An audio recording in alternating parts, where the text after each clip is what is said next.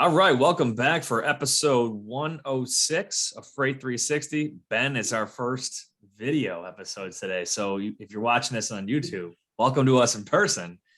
What if Yeah, we're on your mobile device or on your iTunes or whatever? Welcome back for another awesome week of talking freight with Ben and I. And today's episode is going to be all about what to do when things go wrong. Because if there's anything that's predictable and repetitive in freight brokerage, it's going to be the fact that things do go wrong in this industry, and it's not necessarily what goes wrong, it's what do you do that'll really speak to how well you perform your job as a broker. So Ben, you've been in brokerage for I think a little bit longer than me, but either way, things never go wrong, do they? no, never. It's funny. It's like I remember the first time I was introduced to the industry, and that's the way it was framed for me. It said, the one thing that is certain in this industry is that things are going to go wrong. They're going to go wrong often. It's what you do about them that is what defines you as a freight broker. Absolutely. And we're going to get into that in today's episode. But first, like I said before, welcome back to Freight 360. Make sure to hit that subscribe button. Also, check us out on YouTube at our Freight 360 YouTube page and subscribe there. You'll get the latest videos that we release, usually at least one a week. And you can go to our website, freight360.net, and check out our latest blogs. You can add yourself to our subscriber list, and we send out a newsletter usually once a week. So check it out. We got to do a little sports recap. I got to own what I said last week on the episode. The Bills did not upset the Steelers with a terrible ass whipping like I had thought. Josh Allen did not throw for 3 touchdowns, and the Bills also run for 2. It was a sad day for Buffalo Bills fans. I actually, if you're watching on YouTube, you can see I've got my Bills shirt on here today. It's a rainy, cloudy, 65-ish degree day here in Orchard Park, New York. But I've got high hopes for week 2. The Bills were going to be on Sunday down in Miami, Florida, facing off against the AFC East competitors, the Miami Dolphins, who are 1-0 right now. So yeah, they looked pretty good last week. Yeah. So let's revisiting the Steelers-Bills game. And obviously you're a Steelers fan. I'm a Bills fan. There's 2 really good defensive teams, obviously. And, Pittsburgh's defense had a better performance, and Buffalo had a blocked punt that was returned by you guys for a touchdown. And Buffalo had way too many holding penalties and other penalties by our line. So Coach Sean McDermott was not pleased to see the performance of his players like that. But it's week 1 of a 17-week season, so does it really matter that much? Who knows? The Bills are still power ranked number 5. And I don't even know if the Steelers are in the top 10. So, doubtful. Yes. Yeah. Who do you guys have this weekend? Honestly, I don't know. I haven't had a chance to take a look at it. I was honestly watching some of the recap from last game, but did not dig into what's coming up next week. I just saw it earlier too. Sunday playing Las Vegas Raiders, and you guys are hosting at home. So they're 1-0. Both teams are 1-0.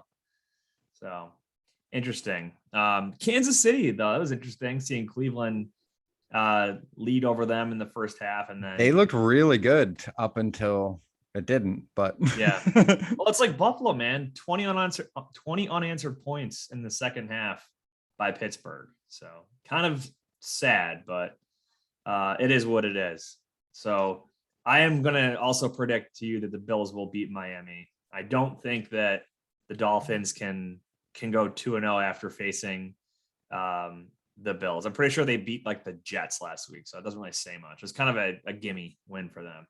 So, but I'm glad that the Bills have a fire under their butt now. The Titans also got an ass whooping last weekend. So, and honestly, I think that's good in some ways. Like, yeah, it's the record, but I mean, this early in the season, I would rather have them feel some pain and a quick reminder that what you did last season doesn't matter this season. In the same way, what you sold last quarter doesn't have any bearing on how you're doing this quarter, right? Yeah. Sales and sports. What have you done for me lately? I'm with you. On the MLB side, obviously, I'm a Red Sox fan. The Red Sox, the Yankees, and I think Toronto are all tied 3 ways right now for the 2 wild card spots in the American League. So interesting. And what's wild is those 3 teams are all in the same division. Mm-hmm. So just absolutely nuts. and then you've got Tampa Bay in first place for them. But pretty much everyone but Baltimore in the American League East is looking like they got a shot right now. But anyway, enough sports for the week. I'll give my actual score prediction at the end. Let's give a shout out to our friends over at DAT, Ben. Then we'll get into the episode here. Take the guesswork out of freight with DAT. The DAT Load Board Network is the largest on-demand freight marketplace in North America, connecting freight brokers with available capacity on any lane. Grow your business with tools that allow you to find new business partners. Plus, you can quickly qualify and onboard new carriers. And with the industry's leading freight rate data, you can make clear and confident pricing decisions.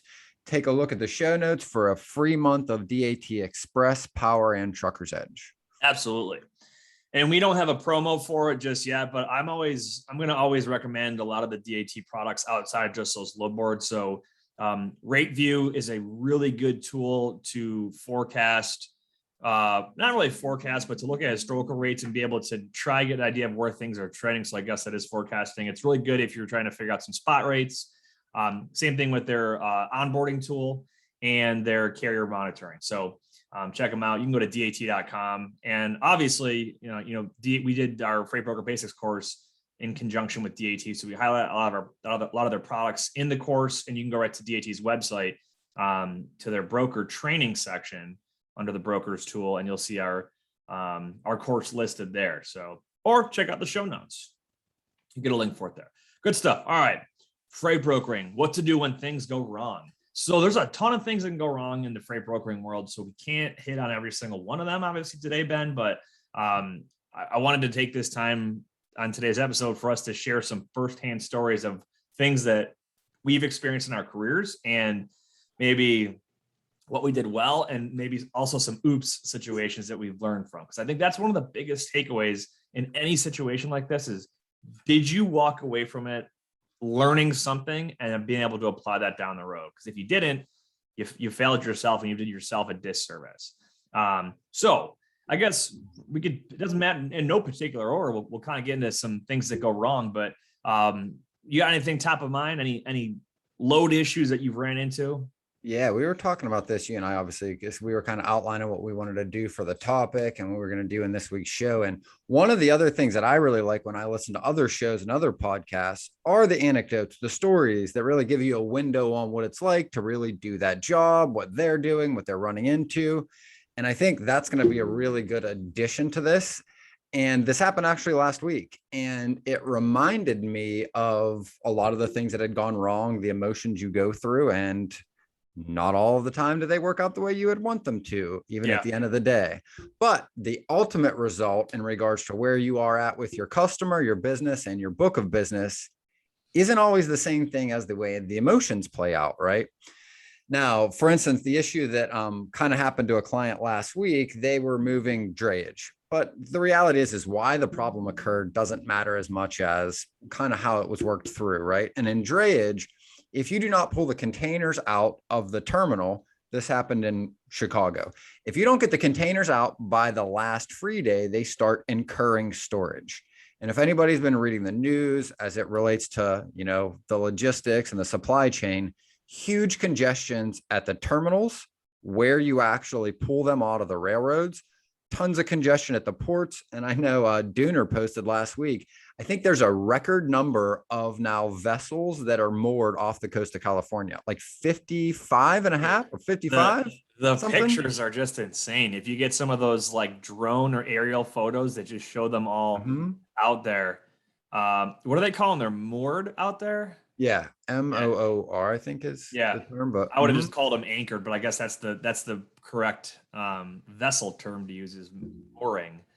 So regardless, huge congestion, right? All the way back up, because I know there's congestion even in the Shanghai ports and in China, right? And everybody knows it's driving up the cost. But what that means for the truck driver, and what happened with one of the brokers we coach and I work with, was if you don't get them out in time, in this case, it was CSX, the railroad charges you for the container to sit there. And it's $200 a day. So it's not a small number. And a local move for any drayman is usually, $350 to $400. So when you are literally paying almost half the cost of the move for it not being pulled out in that day, like that's a big issue and it's disrupting a lot. Now, what actually was going down was the container was not able to be located. So they sent a driver in, CSX couldn't locate it. Sent a second driver in later that day. CSX prints a ticket out. They say where it's supposed to be. Driver's driving around, still can't locate it. They're sending emails to now CSX, the steamship line, everybody involved. No, it's here. No, it's here. No, wait, we'll get back. Second driver had to go take a different container. Third driver sent in to get the same container. Same thing. That's Thursday. Now it's Friday, another $200 in storage. And Friday morning, they'd said, actually, the carrier located the container. And the way drayage moves is who's responsible to pay that storage is based on whose fault it is. Yep. So for instance, if you can't get a receiver to give you the ability to take the load, but you've got the truck, then that bill literally goes on the customer or the receiver if it's the same person, because it's their fault. They can't receive it by the last free day. Now, if they can't get a trucker to move it, that fee usually falls on the steamship line. Now, at the end of the day, the person making all the money and where everybody's up in arms about the rail yards is CSX and BNSF, and all of the rail yards are making a fortune because there's not enough trucks to get them out. And they are just racking up fees on everyone that's sitting there every single day. Now, back to the story. So fourth driver, Friday morning, they find the container, they send the email, and then the steamship line says, wait, don't pull it and don't pay to clear the storage because you literally can't get it out until you clear it.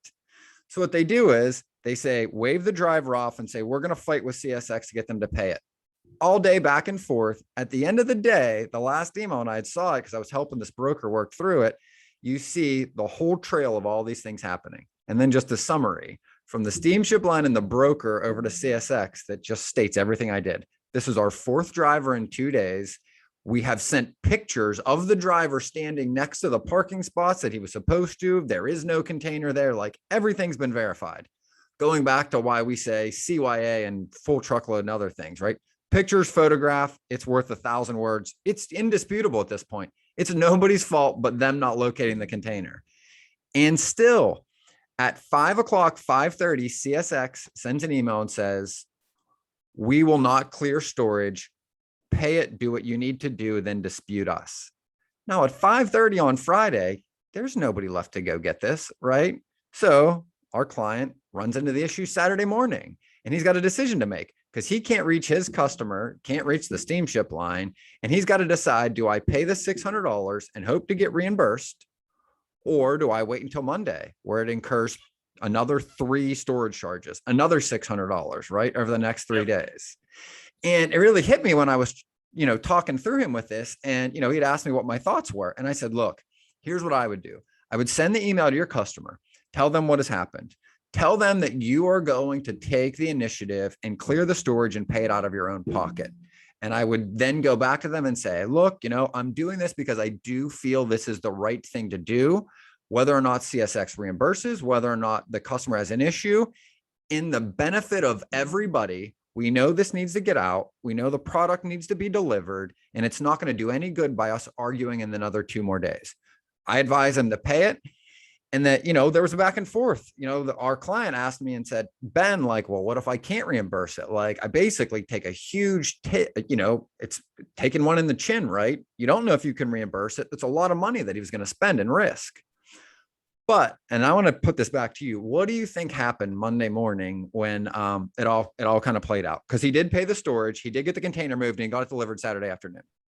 Well, I'm going to take a wild guess here and say that eventually the storage fees were waived, but I'm curious myself to hear what happened. So they still haven't been waived. The broker paid for it, and CSX is still not involved. But what happened was the customer came back and said, look, I really appreciate this. And in this case, the customer is a freight forwarder and the person receiving it was their customer, right? So they got their product on Saturday. And mind you, all the congestion we're talking about, they had no idea when they were going to get it or if they were going to get it in the next couple of weeks. They'd already been waiting weeks to get this product. So their customer was super happy. The freight forwarder was clearly very happy that the broker took the initiative, even though they took a loss. Now, the final thing is, did the broker end up losing money or did it win out? Well, come Monday, the freight forwarder stepped up and said that they were willing to pay it. So they did pay them anyway. And they said they would go back to dispute it. But the more important part was it's really the psychology of reciprocity. When you do something for somebody else, we feel inclined and we want to do things for people that do stuff for us. Yep. And so not only did they end up not having to pay the storage, but they ended up getting another half dozen loads from this customer because that really shows the kind of broker that they're working with. Yeah. And to me, like, it even gives me chills on my arm when I say it again, because I'm like, that's the thing that, like, you don't know. It seems horrible, but once you get to the other end, you're taking the risk. But like, that's where they can, and in my case and in my experience, do pay off. So I've got a similar, I want to talk about claims here in a second, and because claims obviously will happen at some point or another. Yeah, and stuff's going to go wrong. But what I think is worth driving the point home on with your story is documentation and communication you can't speak highly enough about how important it is to do all of that. So documenting everything along the way to make sure that everyone's butts are covered, and then just communicating, right? If you have no information versus you just have bad information, you're going to feel at least more at ease that you have the bad information. If there's uncertainty, most people would choose having the knowledge of bad information instead of the unknown of we don't have any information. So that's a big takeaway. Now I want to talk claims. Similar situation happened at our brokerage earlier this year. And going through the claims process, there were spoiled goods. There was the temperature, there was complaints that the doors were open when they weren't supposed to be, but then the driver stating that the receiving dock told them to open their doors, and that's what caused the product to get too warm and to spoil. And then it will only certain rows of it were spoiled, and the rest of it was fine. There's all kinds of stuff. A USDA inspection was not ordered on time. So at the end of the day, the carrier's insurance rejected the claim, and it just comes down to, well, who's going to eat the bill on this? Well, can we go back a second for the context of this? Do you know, like, kind of what happened, or like even the basics of what was being shipped? It's frozen berries getting delivered, and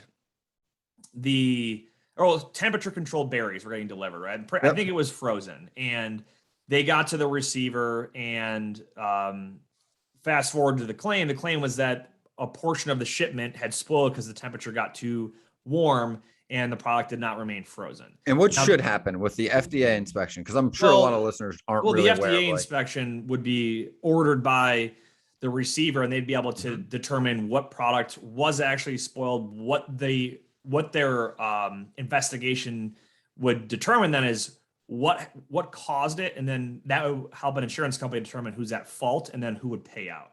So if they determined that the driver, let's say, ran out of gas in the reefer unit, or the driver didn't set the reefer unit to the right temperature early enough, or the driver didn't pull up to the right dock, or the driver they'll determine driver error, or they could say, oh, the dock personnel are the ones at fault because they told the driver to open his door and then didn't unload fast enough and put it in cold storage. I mean, they're going to find out what it was when they do that inspection. A lot of times those will happen same day, depending on where you're located. Because I thought so. I don't personally move a lot of produce, but a lot of people we've worked with, I know, have. Yeah. And like, that's usually like when they see that something is spoiled, the carrier usually takes the load directly to a USDA location, right? Or do they send somebody there? They'll send somebody there to do it. Now, here's the problem: is it because so much time had gone by between when the load arrived and when finally we're trying to dispute it, you couldn't tell who was at fault. No way to. It's just been so long that there's no way to tell who was at fault. So at the end of the day, the question was, well, what do we do? Who's going to eat the cost of? Ended up being like $10,000 worth of spoiled product, right? Mm-hmm. The rest was fine. But there was like, I think it was like a sixth or an eighth of the trailer. You couldn't use the product anymore. Yeah. So it was like, okay, well, we went through a whole legal process and we're like, technically we know that we cannot be held liable for this based on the events that have happened, but that's not the stance that we took as a broker. We decided to work out with both the carrier and the shipper. Hey, let's find a way to, all eat a little bit of this and move on. And by us doing that, the customer agreed to give us enough loads that we could then move at 0% margin to then make sure the carrier is getting business, the customer is giving us business. We're not going to make any money on it, but we'll be able to recoup the amount of money that was, everyone can, recoup money that was lost to an extent, right? Except for us as a brokerage, it's not going to make any money off their shipments for the next however long it was going to be.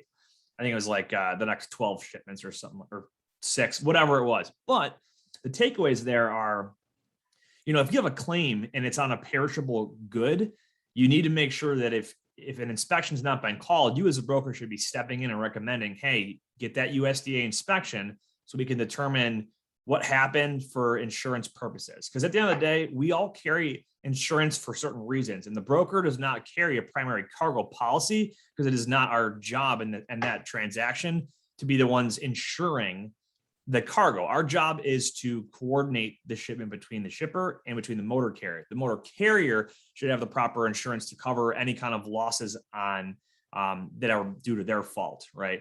And the same thing with, let's say it was the customer or the receiver's fault altogether. At the end of the day, I mean, they're going to be the ones that are the carrier's insurance is not going to pay it out. The broker's not going to eat it. It would be on the customer. But then the question is, do you want to lose a customer because they're not going to want to work with you anymore if you're going to, say, hey, good luck with your $12,000 in claim or whatever it was, right? And I've seen bigger ones like $50,000 claims, and a broker will basically say like, I can't, I'm not going to eat this because I can't eat $50,000 to this customer. And it's, you get put in a hard spot there. And I've seen some of those negotiations go exactly that. I mean, I worked with somebody at a larger brokerage where there was a theft claim, and it was on a load of razor blades. It was a 6-figure claim, and the brokerage stepped up. And I remember being involved in it and came in and said, look, they literally handed them the 6-figure check, but it kind of came with a caveat. And it was a handshake deal that it was like, look, like we are going to get, whatever it was, 40 loads a week for the next quarter or whatever that number was, right? To be able to, because, it's quid pro quo. They don't have an issue stepping it up. And that really got me thinking of a little bit more about this. And that's the other real value of a brokerage. It's really moving money around in different avenues for your customer in some cases. Like, in that one instance, like, and I know that's happened to me where like, yes, you take a hit on this issue, but your customer's like, look, I don't have enough margin in this load, or I don't have enough money here, but you kind of horse trade. And they're like, well, I'll give you an extra 250 on the next 5 loads. And then they kind of spread that risk out. That's another value add that I think a lot of brokerages provide. And we don't really talk about that very often. I agree. Anybody can, well, I shouldn't say anybody because I've seen people fail at it, but just about anybody can do the basic job of a freight broker, which is to give a customer options on trucks. What a lot of people don't do is go the extra mile, which makes them the good broker, and which is handling the issues as they pop up. And that's one of the things that I love when I talk to somebody about is, don't tell me about all the great stuff, but tell me, how are things going to be handled when X, Y, and Z happen? Because it will happen at some point, and it's how we handle it that's going to decide if it's a good fit to do business or not. That's the kind of stuff that I think is more important than just, oh yeah, we're a great company to work with, yada, yada, yada. But what I want to also take away from my story is the communication part of it. There was a very good line of communication across everybody. The shipper and receiver were responsive. The carrier was responsive. Us as the brokerage was responsive. And also the time in which the information was relayed was very, very good. Now, obviously, the lack of the inspection was really bad. So who's that fall on, by the way? Like, even in hindsight, or even from a general standpoint, who's actually responsible for making sure the USDA inspection happens in a timely manner? Is it the receiver? The receiver, yeah. Because at the end of the day, it's in the receiver's best interest to be able to prove that they're not at fault and that the carrier's at fault. So, and that's the easy way to think about it, right? The carrier the carrier is the one that has the insurance. You want them to take the hit on it because they're not going to pay for it. Their insurance policy will. So as the receiver, it's in your best interest to, to make sure that inspections are ordered. As a broker, this is something you can do to be a value add, is to make sure that you're reminding them of this along the way.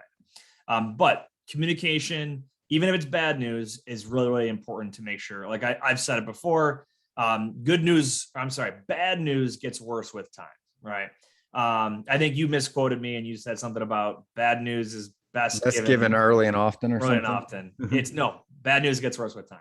So I also want to piggyback this into other common situations. Late pickup or late delivery, or just a truck is MIA, driver's not answering their phone.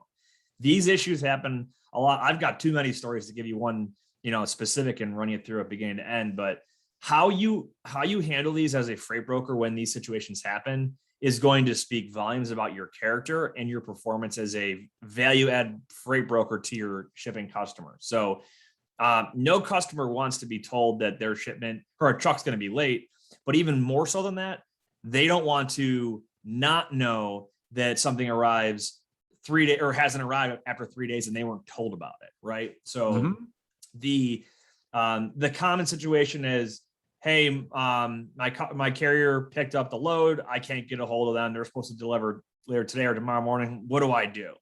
Well, my answer there is, you need to let your customer know exactly what it is that you know and what it is that you don't know, right?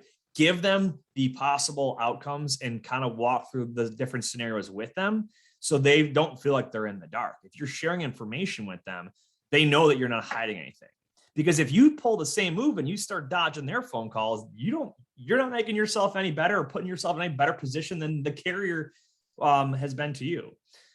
So, I mean, I'd say like 999 times out of 1,000, the driver is going to show up at some way, shape, or form. They don't just disappear. Yeah, I mean, it's just relay that information, even if it's bad, and let them know what their options are. So yeah, and it's providing more, right? Because the one thing that always stuck with me was when these things were happening, and I mean, you can attest to this, like it's super emotional, right? Like, especially when you spend so many, just dozens, if not hundreds of hours before you acquire a customer. And then when something goes wrong and you're just like at a loss. It reminds me of like one of my first customers, Builders Transportation, obviously no longer a customer of mine. They've gotten acquired by another company, but years ago, I remembered they had tendered me. It was like our first few loads, and their biggest issue was that trucks, flatbeds, were arriving and didn't have proper PP&E and headache racks. That was one of their shippers' requirements. You could not load their pipe without a headache rack.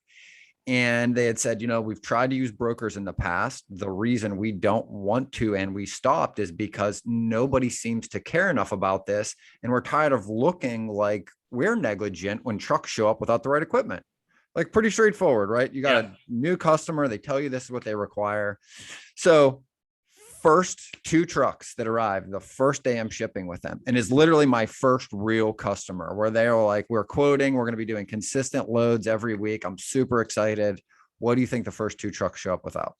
They don't have those headache racks, do they? Nothing, right? And the guy's name was Rick at the time. Was it at least the right kind of truck there? It was right type of equipment. I've heard of worse stories, man. But no headache rack. Sprinter van showing up instead of a 53-foot drive van. But I remember calling the driver. I'm like, hey, like, you guys said you had this. And the only reason I'm upset is because they won't load you. And now he knows that, right? Because he gets rejected. And he's like, well, the reason I said that was everyone says it, but nobody ever really cares. I'm like, well, okay, like, clearly this isn't one of these times, right? But I'm now terrified because, like, literally months of dialing. This is like my first real customer. This is the one that's going to get me to, like, I'm going to make a fortune. I'm a new freight broker. And I'm like at a loss.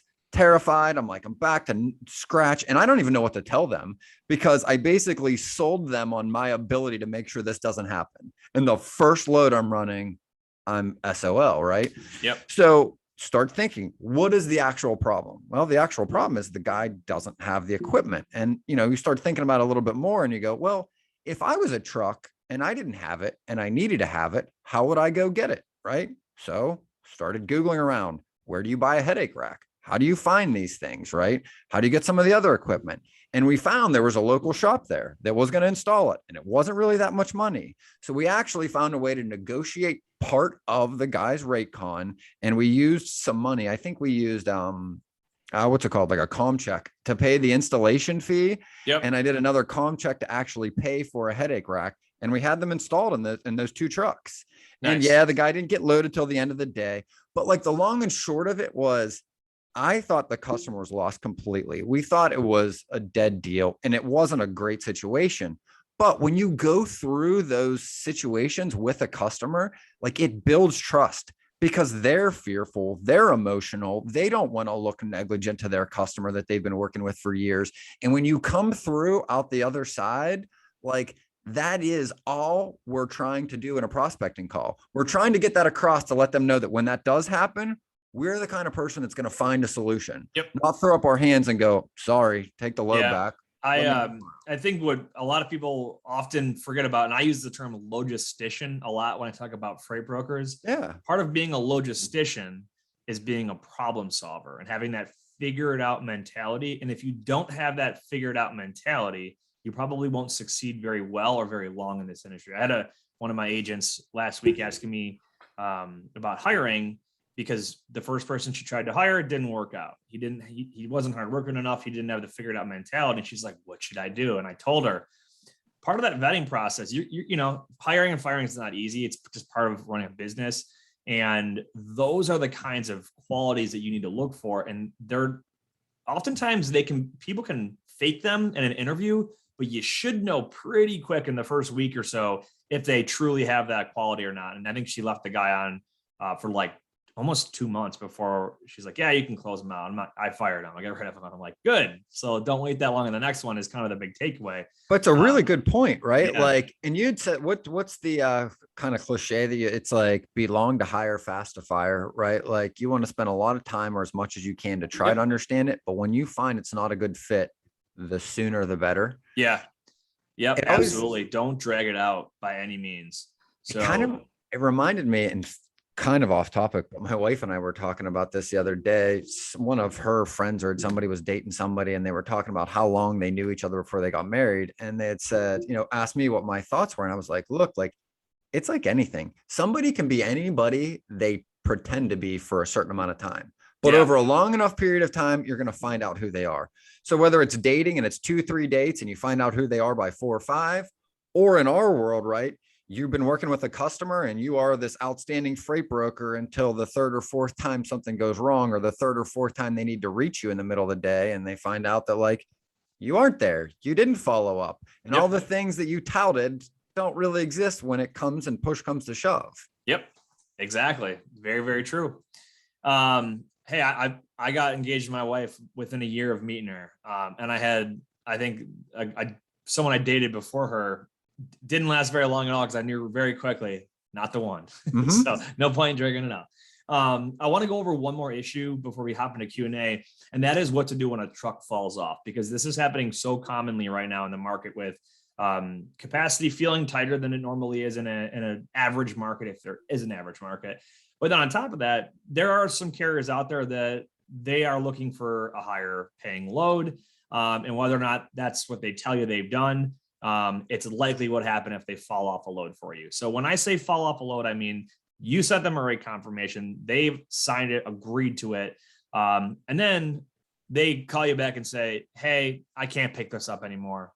And you still have to go back to your customer and find another truck, or give the load back. Now, here's a story that happened. I think I told you this off air, but earlier this week, a customer that had prepaid for a project for our brokerage, 2 trucks, both fell off. And this is on a prepaid load. So if you got to hand the load back, they already paid us like $10,000 or whatever it was.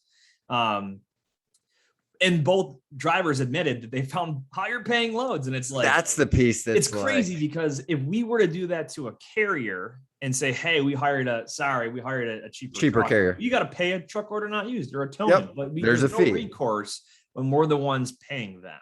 Right. So it'd be like saying, I want to go buy a laptop from Best Buy. And if I say, hey, get it all ready for me, I'm going to pick it up in an hour. And then I come back and I'm like, hey, I found a cheaper one over at Walmart, right? They can't make me pay for something that I don't actually have, right? And that's kind of the reason why we can't hold carriers liable, but it sucks when they do that. Whereas on the contrary, if let's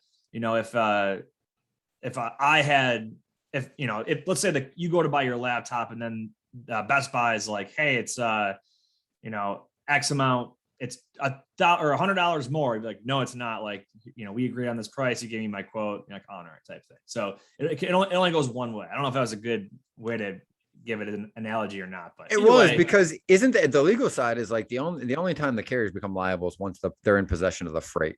So like legally you can't, because that was the most frustrating thing when I learned this industry. I'm like, so wait a minute, like I've got to pay these, but yet they can just pretty much with no recourse just drop us and go take another load. Like, yeah, it's kind of the way it is. And here's my quick advice: if a driver falls off, is let your customer know ASAP that, hey, I had a truck, the driver fell off, and you can just be honest, like they took a higher paying load and I'm never going to use them again. But here's the options: I can find you another truck. I'll do my best, and I'm working on it right now, but I don't have one secure. You'll know as soon as I do. Feel free and let everyone else in your network work on this load as well. And if someone covers it before me, that's on me. I apologize. But just be honest with them and communicate and just give them that transparency. They will appreciate it. Now, on your side as a broker, don't use that carrier again if they're going to be falling off loads, or at least have some way, if they're a larger carrier and it's just one driver, have some way to track that metric. Right. One of my favorite add-ons to the last company I worked for, to their TMS, was they added in a carrier metric called fall off percentage. And it was a recommendation for one of our brokers. And every time you could search by MC, you could see how many loads did we haul, how many in the last year, last 90 days, and what percentage of those loads were fall off, or what percentage of fall offs have we had with this carrier. And that's a really good metric. If they're falling off of a quarter of their loads, they're not a good carrier to work with. If they fell off of one in the last year and they've done 100 loads, not as much of a negative sting on them. And that's the thing I want to point out. Like it will happen where a driver gets delayed or gets stuck at their last, receiver, and they can't make it and they do need to cancel it. Right. It's the ones that really stick with you when they're like, they literally are telling you that they just absolutely just took a higher paying load. Yep. Absolutely. So, well, hey, there's a lot more things that can go wrong in brokerage. Shoot us a message, leave us a comment, or fill out the form on our website. Let us know, and we can talk through some more situations in the future. We got 3 Q&A questions, but first I want to give a shout out to our friends over at Lean Solutions Group. Whether there's the big 4 that I always talk about, right? Staffing, sales, tech, and marketing, right? Lean can do all of it for you. We use them ourselves, right? Like I always say, we drink the Kool-Aid that we preach all about.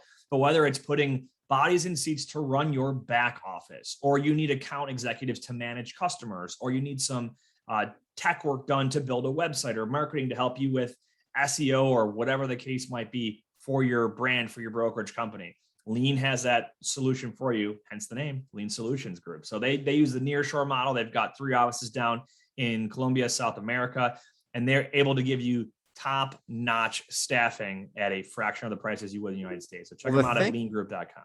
The thing I really like about Lean's model the most is that you can eliminate the risk of hiring and training somebody that doesn't work out, which is a huge expense. I would say you mitigate the risk, right? You offset a lot of the risk, because there still is risk, right? Yeah, but I mean, it's not like you're training Lean's admin people from scratch.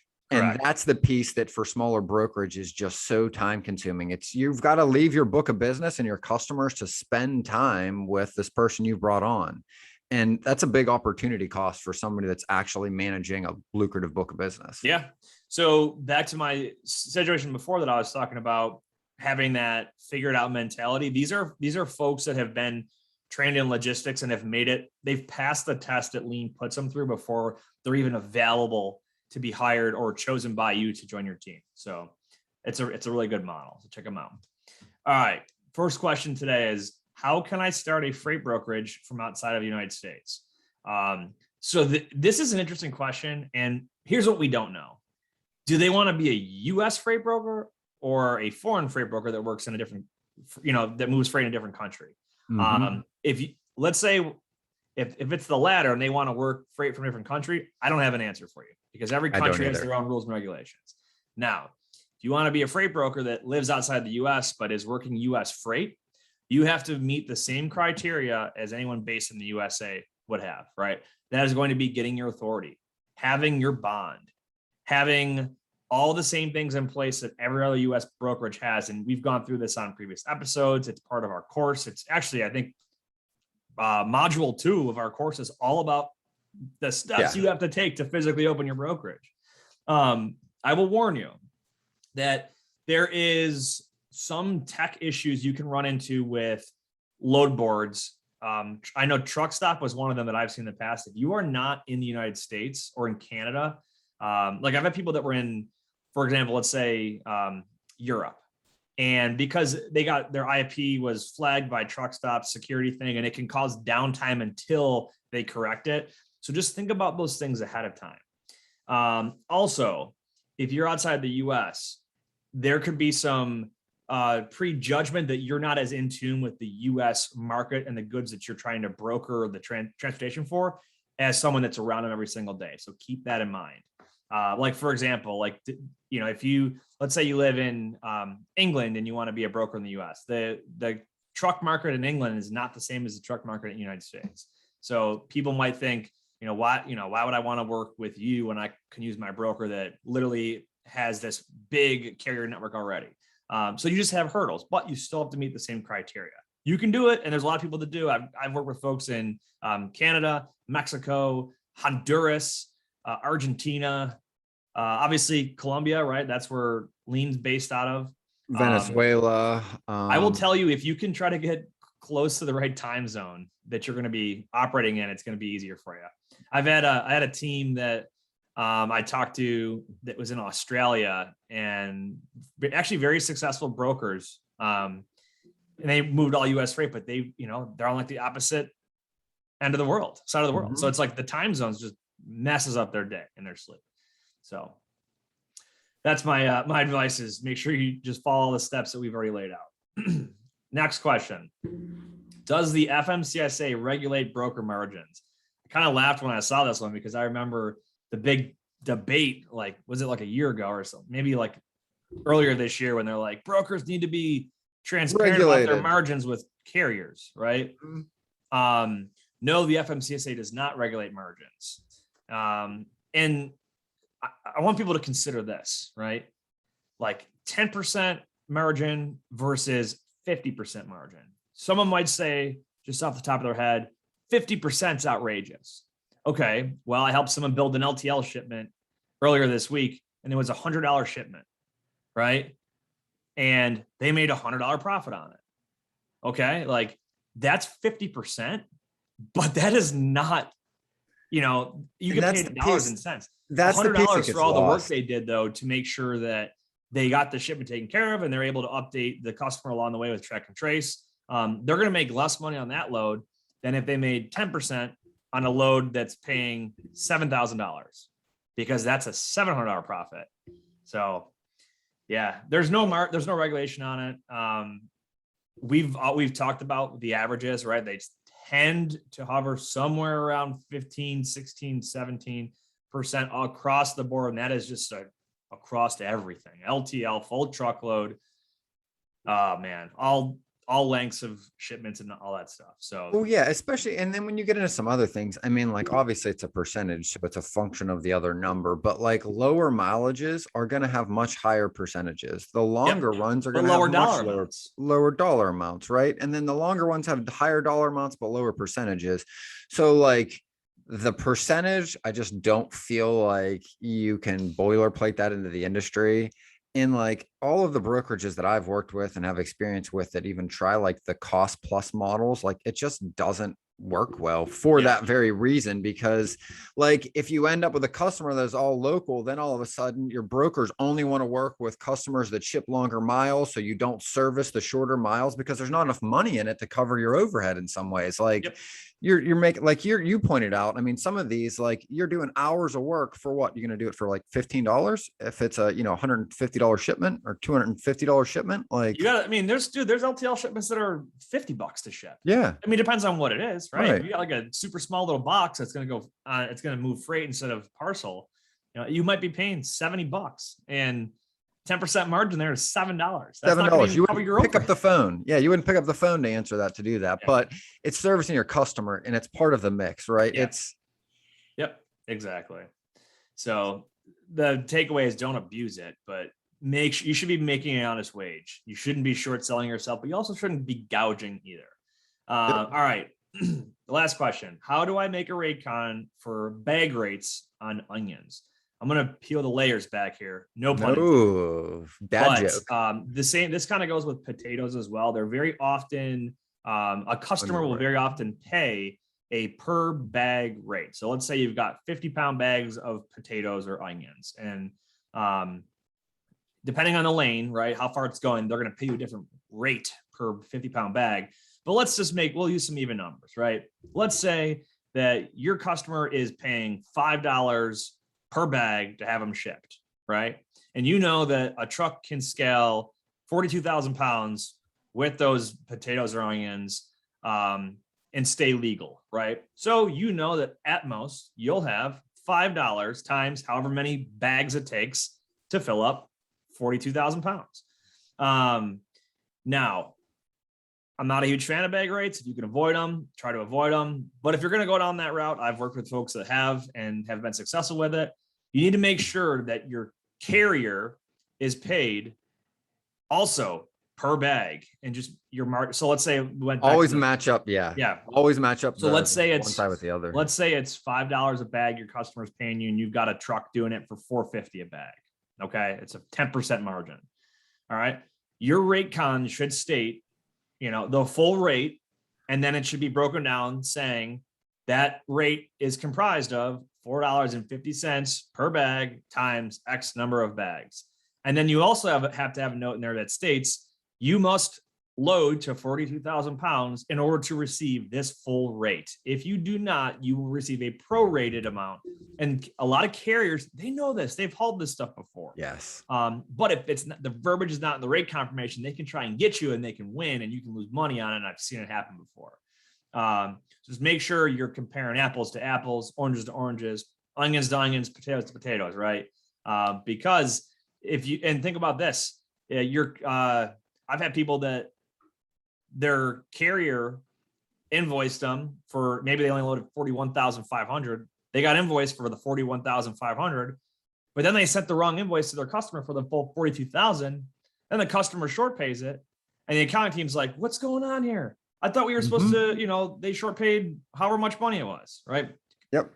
Whether it's $25 or $200, it's going to, someone somewhere is going to catch it, and it adds just time and headaches. You don't want that. So that's my take on it. If you can just try to get away from that and go flat rates, boom, awesome. But hey, people out there that are still doing bag rates. So you ever do anything bag rate like that, Ben? No, I've done 100 weights on, I think, 100 weights, potatoes. same thing.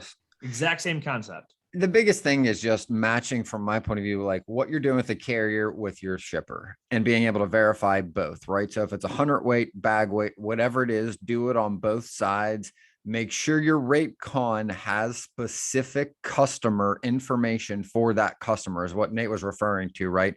Not general rate con information, but if you have a potato shipper that ships that way, you want language in your TMS that just works for that customer, that protects you from exactly what Nate pointed out, because the carrier will do that. They're like, no, stop it there. I can't scale anymore. And then they take it, the rate con, they've already looked at it. They know it doesn't include that. And they just made an extra $1,000. So whenever, like in those examples, if it was loaded less, okay, you need to be adjusting your numbers as soon as you can verify that and send a revised rate con that shows the correct loaded amount in there. Yep. So that's my take on it. Good episode. Our first video version episode. So if you're watching us on YouTube, hey, you're part of the premiere.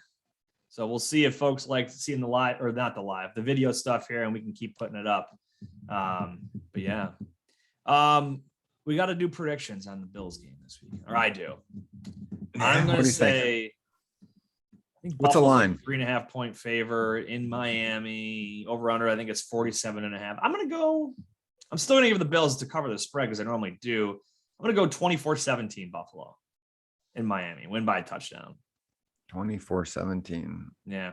I was way off on Pittsburgh. So Everybody was. maybe I'll I make mean, a comeback there. literally everybody was. And even as a Pittsburgh fan, I listen to Pittsburgh radio all the time. And most of like the Steeler Nation didn't really expect them to pull that one off. I had an Army buddy of mine shoot me a text the other day and was like, "Hey man, hope the family's good." And him and I used to go play blackjack at the casino. So like whenever he has a big win, he'll like send me his betting slip, and he's like I won. He won like $1,800 by betting on Pittsburgh to win the game. And I think he forgot that I'm a huge Bills fan when he first sent it. And I was like, sweet man, but my Bills lost. I was like, that's cool, but like it's like kicking me while I'm down, putting salt in the wound. But good stuff. So any exciting episodes we got coming up? Anything fun? We got to get DAT on here to do a market update. We should reach out to Ken Adamo and get him back on here. Yeah, and we'll be doing a webinar for them, I believe, in October. Yes. So. Yes. The title is still a working title, but it has something to do with 5 no sweat ways to close more customers. It's going to be all about prospecting and the sales cycle for freight brokers. So look forward to that one. Yep. So if you haven't signed up for our newsletter, go to freight360.net, click in there, throw in your email. You can get our weekly newsletter that Nate and I have been putting out. It includes the updated podcast, our weekly blog, usually a YouTube video or 2. We're going to be doing some more video content on there to just put more free stuff out there, more resources for you guys. So anything you want to cover, please shoot it over. We'll either put a video together. We can cover it in our next podcast. And our group coaching program is really picking up steam, been going very well, and getting a lot of good feedback from it. So yeah, twice a month, first and third Tuesday at 3:00 Eastern time. If you buy our course, you get a free month to test it out. And we had a super awesome discussion on it last week. So I'm really, really excited to pick it back up. Yeah, looking forward to it, man. Final thoughts, Mr. Kowalski. Whether you believe you can or believe you can't, you're right.